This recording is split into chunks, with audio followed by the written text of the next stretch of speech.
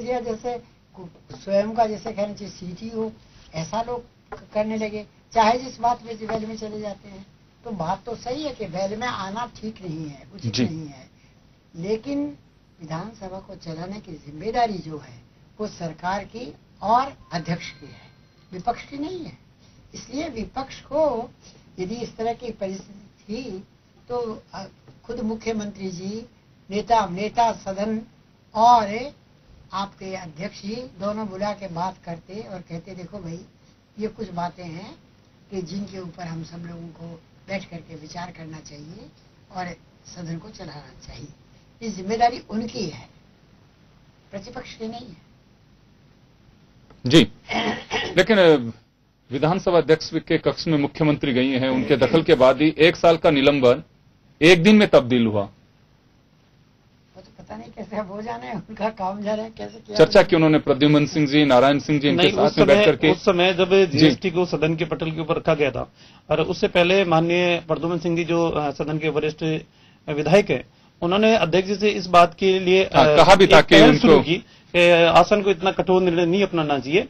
और उसके बाद में संसदीय मंत्री महोदय ने कहा कि एक बार सदन स्थगित हुआ, दोबारा आधे घंटे के लिए फिर स्थगित हुआ, फिर आधे घंटे के लिए स्थगित हुआ, 3 बार सदन की कार्रवाई स्थगित की गई। लेकिन इस दौरान किसी भी सदस्य ने, प्रतिपक्ष ने यह प्रयास नहीं किया कि सदन के अवरोध को खत्म करके सदन को निरंतर रूप से चलाया जाना चाहिए। और जब पहल की गई और जब बातचीत की गई कि आसन को इतना कठोर नहीं होना चाहिए, और उन्होंने जब इस बात की माननीय प्रद्युम्न सिंह जी ने ये कहा कि बिल्कुल जो कुछ घटना घटी वो किसी के लिए भी ठीक नहीं थी, वो शुभ नहीं थी, और जब बैठ के एक टेबल के ऊपर बातचीत की तो जो निलंबन 1 साल के लिए किया गया था वो 1 दिन के लिए निलंबन करके और सदन की कार्रवाई निरंतर रूप से जारी रही।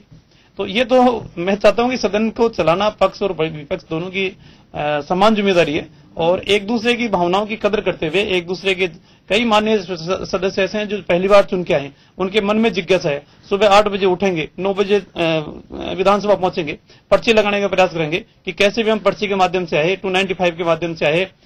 लेकिन जब उनको अवसर नहीं मिलता, सदन की कार्रवाई इस तरह से स्थगित हो जाती। कई मान्य 4 सदस्य ऐसे हैं कि जो कह रहे थे कि हमारी पहली बार पर्ची निकली है और पहली बार हमारे को उम्मीद थी कि हम सदन के ऊपर हमारे क्षेत्र की समस्याओं को रखेंगे, लेकिन वो नहीं रख पाए।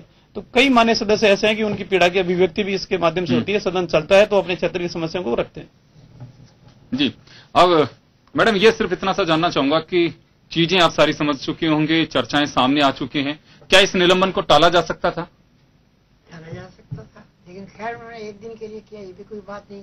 लेकिन 2 माननीय सदस्यों का तो उन्होंने साल भर के लिए किया है, ये क्या वजह है? एक प्रस्ताव के जरिए 12 कांग्रेस के विधायक और एक निर्दलीय हनुमान बेनीवाल और एक मनोज न्यांगली जो बीएसपी एमएलए हैं, एक प्रस्ताव से निलंबन 14 का किया जाता है, तो क्या डिवीजन किया जा सकता है उस प्रस्ताव का वापस लेने में? नहीं किया जा सकता। या तो पूरे को पूरा लेते और वरना दोबारा प्रस्ताव पेश करते। दोबारा प्रस्ताव पेश किया, बिल्कुल वही चीफ विप ने दोबारा किया कि 12 विधायक जो कांग्रेस के हैं उनका निलंबन वापस लिया जाए। जी, तो उनका भी निलंबन वापस किया जा सकता था। मुझे लगता है कि शायद सरकार को और बड़प्पन होता है इसमें। हाँ बिल्कुल, वो बड़प्पन होता। 1 दिन के लिए तो सबका ही किया है, उनका 2 दिन के लिए कर देते। जी, चलिए अर्चना जी, आपके पास में आना चाहूंगा। और बिखराव की बात और ये लगातार कही जा रही है, आप लोगों को भी पता चल पाया होगा कि निलंबन 1 दिन के लिए रखा गया है। तो पार्टी का क्या स्टैंड है कि कुछ समीक्षा की जाएगी कि वास्तव में अगर सीएलपी लीडर अगर कोई बात कहते हैं और उनकी बात नहीं सुनी जाती है, अगर ऐसी कोई बात आती है सामने, तो क्या उस पर चर्चा करनी चाहिए? इसमें क्या संदेह है? विधानसभा को अगर नियमों से चलाने की बात है तो सत्ता पक्ष को समझना पड़ेगा कि विपक्ष के नेता का प्रेरोगेटिव है कि किसी भी मुद्दे पर वोट करके अपनी बात कह सकते हैं। अब आप उसको दरकिनार करना चाहते हैं, और सबसे बड़ी विडंबना देखिए इसी विधानसभा में हमने खुद ने देखी। कांग्रेस भी इस पर चर्चा करेगी कि अगर ये बात है कि बिखराव है अगर कहीं पे पार्टी में, तो कहीं भी में कोई बिखराव नहीं है। अगर विपक्ष के सत्ताधारी लोग ऐसा कहते हैं तो हमारे लिए कोई मुद्दा नहीं है, उनके तुष्टिकरण की बात हो सकती है। अपने आप को जो जिस प्रक्रिया से विधानसभा को चलाते हैं उसमें उनकी हेटी ना हो इसलिए ऐसे बयान देते हैं। लेकिन आपको देखिए विधानसभा जब चलती है तो जनता भी इस चीज को महसूस करती है कि विधानसभा अध्यक्ष जब होते हैं तो बड़ा गतिरोध उत्पन्न हो जाता है, वहीं उपाध्यक्ष आ जाते हैं तो विधानसभा अच्छे से चलती है। उसका एक ही कारण मुझे ऐसा लगता है कि माननीय अध्यक्ष जी के साथ शायद वो बायस जिसको कि मैडम बता रही थी कि विधानसभा विधानसभा अध्यक्ष बनने पे पार्टी का इस्तीफा हो जाता है, वो उनके मन से आज तक नहीं निकला। उनके मन में कहीं ना कहीं भारतीय जनता पार्टी के प्रति निष्ठा भी रहती है। आप खुद देखिए, विजय बंसल जैसे जो विधायक हैं जिन्होंने सार्वजनिक रूप से ऐसे बयान दिए बाबा साहब के खिलाफ और उसके बाद सदन में भी दे दिए, तब उनके खिलाफ कार्रवाई नहीं होती है। तो फिर ये ऐसी बातें जिस पर सोचना चाहिए कि आप जिस आसन पर बैठे हैं, जिसके चेयरपर्सन आप बने हुए हैं, वहां आप न्याय करते दिखने भी चाहिए। और जिस तरह की अशोभनीय टिप्पणियां उन्होंने विपक्ष पर की, मैं समझती हूँ कि वो तो पूरे विधानसभा की जो गरिमा है उसका हनन कर गई। और अब रामलाल जी यहाँ पर वो तो कोट नहीं कर पाएंगे कैसे कैसे शब्दावलियों का इस्तेमाल उन्होंने किया, क्योंकि हमें मीडिया के माध्यम से जानकारी मिली है। तो ये सब चीजें इस बात की गवाही कि विधानसभा को चलाने का दायित्व, जो प्रमुख दायित्व जिनके पास है, यानी कि अध्यक्ष के पास, वो उस दायित्व से मुकर रहे और सत्ता के इशारे पर वो ऐसा काम करते हैं जिससे कि विपक्ष के जो सदस्य हैं उनकी गरिमा का भी हनन हो, वो विधानसभा के जो नियम देखिए योगेंद्र जी, मैं आपको एक बात टोकूंगा। देखिए मैं खुद भी वो संवैधानिक बोलना नहीं चाहती, कभी भी माननीय जब हो जाए तो फिर प्रतिक्रिया लोकतंत्र में सबके लिए स्वीकार्य होती है, सबको अधिकार भी होता है। अर्चना जी, किसी भी पार्टी का जो नेता होता है वो प्रमुख होता है। नेता के इशारे के ऊपर ही कोई निर्णय लिया जाता है कि किस विषय के ऊपर, किस मुद्दे के ऊपर बहिर्गमन करना है, किस मुद्दे के ऊपर एक साथ खड़े होकर उसका विरोध दर्ज कराना है, किस मुद्दे के ऊपर आपको वेल में आना है। लेकिन आज की घटना का मैं प्रत्यक्षदर्शी हूँ कि आज की जो घटना थी वो सिर्फ डोटासरा जी के पर्सन के ऊपर थी और डोटासरा जी इस मुद्दे के ऊपर नाराज होकर वो डायरेक्ट वेल में आए।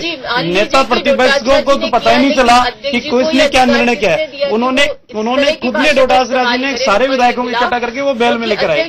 अगर नेता मेरा जहां तक मानना है, अगर नेता प्रतिपक्ष इस मामले में अगर इन्वॉल्व होते तो हो सकता है वो ऐसा निर्णय नहीं लेते, लेकिन नेता पक्ष को तो पता ही नहीं। उसको तो जब सारे के सारे विधायक माने बेल में आ गए तब जाके उनको ये घटना का वास्तविक आभास हुआ होगा कि ये घटना होने वाली है।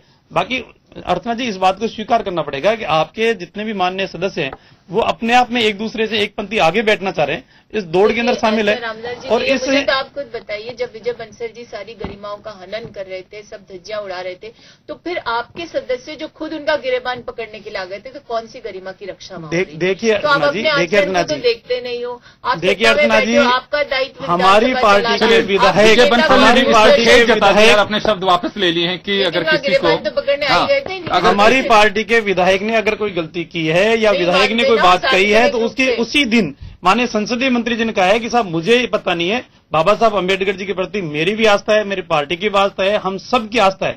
बाबा साहब अम्बेडकर जी के लिए जितना भारतीय जनता पार्टी ने किया उतना किसी ने नहीं किया और अब तक जनता तक पहुंचाने के लिए हम काम कर रहे हैं। और उन्होंने व्यक्तिगत इस बात में खेद जाहिर किया कि मैं व्यक्तिगत माफी चाहता हूं कि अगर किसी मान्य सदस्य की भावनाओं को अगर ठेस पहुंची है, इससे बड़ा बड़कपन क्या हो सकता है। हमारी पार्टी के कोई सी भी मान्य सदस्य के मन में बाबा साहब के प्रति कोई दुर्भावना नहीं है और इससे बात अगर कोई आवेश में अगर कोई कहता है और अगर गलती से कहता है तो विजय बंसल जी ने भी अपनी गलती रियलाइज किया। लेकिन विजय बंसल जी ने तो अम्बेडकर जयंती पर सार्वजनिक मंच से कहा, आपने कोई कार्रवाई नहीं की, हौसले इतने बुलंद हुए कि विधानसभा में कह दिया। अब उसके बाद मुख्यमंत्री कहते हैं बाबा साहब के प्रति हमारी श्रद्धा। विजय बंसल जी ने कोई खेद प्रकट किया? मैं भी समाचार पत्र पढ़ती हूँ, ऐसी मुझे कोई जानकारी नहीं। बिल्कुल किया। विधानसभा में खेद जाता है, विधानसभा में खेद जाता है। अब कहा है कि 24 तारीख को जो मैंने मेरे व्यक्तिगत रूप से जो विचार व्यक्त किए थे, अगर किसी को भी किसी भी तरह की पीड़ा हुई हो तो मैं उसमें खेद जताता हूं और अपने शब्दों को वापस लेता हूं। और जो रामलाल जी कह रहे हैं कि मेरे और मेरी पार्टी की पूरी तरह से निष्ठा बाबा साहेब में है, हमारा कोई ऐसा मानस और मन नहीं है कि उन्हें किसी भी तरह की कोई हम उनके प्रति अमर्यादित भाषा का प्रयोग करें। खैर चलिए आगे बढ़ेंगे। मैडम, आपसे जानना चाहूंगा कि चीजें आपके पास में भी आती होंगी, लंबे समय तक आप सदन से जुड़ी हुई रही हैं, तो आज जो वक्त है, बेशक आप हाउस के मेंबर नहीं हो, लेकिन मुझे लगता है कि जब सेकंड असेंबली से आप मेंबर हैं, लगातार 12वीं विधानसभा तक आप सदस्य रही हुई हैं, तो चीजों का तो पता चलता ही होगा। क्या वास्तव में अब वक्त आ गया कि राजस्थान विधानसभा जिसकी प्रोसीडिंग की नजीर लोग पेश करते हैं, क्या आज उसकी रिव्यू करना चाहिए, चाहे सत्ता पक्ष हो, चाहे अध्यक्ष हो, चाहे प्रतिपक्ष हो? बिल्कुल रिव्यू करना चाहिए, क्योंकि राजस्थान विधानसभा की अपनी एक प्रतिष्ठा थी पूरे देश में और वो धीरे धीरे जो है वो गरिमा खत्म होती जा रही है। इस तरीके के अध्यक्षीय जिसे कहना चाहिए संबोधन होता है वो भी जो कुछ बोलते हैं और माननीय सदस्य भी सीमाओं को लांघ करके और जिस तरह का व्यवहार करते हैं वो भी अनुचित है। क्योंकि जब बिल्कुल अति हो जाए तो क्या करे, फिर सत्ता पक्ष को भी करना पड़ता है कुछ न कुछ। इसलिए बात तो सही है, लेकिन ये केवल राजस्थान विधानसभा की बात नहीं है। आज पूरे देश में पार्लियामेंट की स्थितियां यही होती जा रही हैं। पार्लियामेंट जी, खैर चलिए, ये बात सही है कि कई बार इस बात को उठाया भी जा चुका है कि विधायिका अगर मजबूत होगी तो शायद बैलेंस रहेगा लोकतंत्र के स्तंभों का, जिसके के लिए मुझे लगता है कि बहुत जरूरी है। और यही एक बड़ी वजह है कि राव राजेंद्र सिंह जो उपाध्यक्ष हैं, 2 दिन पहले उन्होंने सरकार को आगाह किया इसी बजट सत्र में दूसरी बार कि समय पे लेखे और प्रतिवेदन पेश नहीं होते हैं तो और सूचित किया जाए 1 महीने के अंदर कि किन अधिकारियों के खिलाफ मानव अधिकार आयोग के लेखे और प्रतिवेदन विलंब हुए हैं। 2000 के बाद में लेखे नहीं है, 2006 के बाद में प्रतिवेदन ही नहीं आ रहे हैं।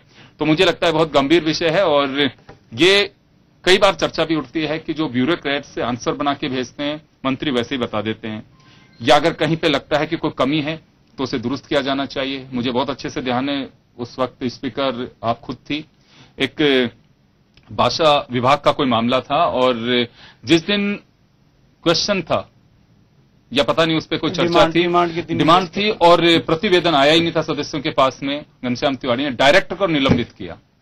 उस वक्त एजुकेशन मिनिस्टर थे। तो मुझे लगता है कि ये चीजें होनी चाहिए। और आपका भी एक बार मुझे ध्यान है कि संयम लोढ़ा का कोई विषय था और लक्ष्मीनारायण दवे मंत्री होते बाकायदा लगातार आपसे कह रहे थे कि इनको निलंबित किया जाना चाहिए, आपने बैठा दिया था कि निलंबन ही नहीं होता, बैठिए, ऐसा क्या हो गया इसमें सदस्य को निलंबित किया जाए। मुझे लगता है कि उस चीजें जो बड़प्पन था वो थोड़ा सिकुड़ता जा रहा है और जरूरत है इस बात की कि जो परंपराएं अगर बन गई, रिवेंजफुल एटीट्यूड होगा अगर विधानसभा में, आज ये लोग यहां बैठे हैं कल उधर होंगे तो बहुत मुश्किल होगा कि भविष्य में कोई चीज है जिसपे सार गर्भित कोई चर्चा भी हो पाएगी, जो एक चिंता का विषय न केवल हाउस के लिए लोकतंत्र के लिए है। तो होना चाहिए कि अब एक परंपरा वापस वैसी हो जिससे सुधार हो सके। अगर हम कहें कि वहां भी ऐसा चल रहा है हम भी ऐसा कर रहे हैं तो बहुत मुश्किल होगा। शायद हो सकता है कि एक अपने क्षेत्र में अपना रुतबा बढ़ाने के लिए कोई एमएलए का चुनाव लड़कर के जीत के भी आ जाए, लेकिन उस सदस्य के भी मानसिक और आत्मसंतुष्टि बिल्कुल नहीं होगी कि मैं उस पवित्र सदन का सदस्य रहा जिसमें मैं गौरवान्वित महसूस करता हूं। वो जो गौरव है कहीं ना कहीं गिरता जा रहा है, हादसे पे जा रहा है, जो एक चिंता का विषय है और सभी को इस पर विचार करना चाहिए। चलिए एक छोटे से ब्रेक के लिए रुकेंगे और ब्रेक के बाद हम लौटेंगे, एमसीडी इलेक्शन की बात करेंगे जिसमें सत्ता पक्ष से दिल्ली आम आदमी पार्टी का सफाया हो गया है और एक बार वहां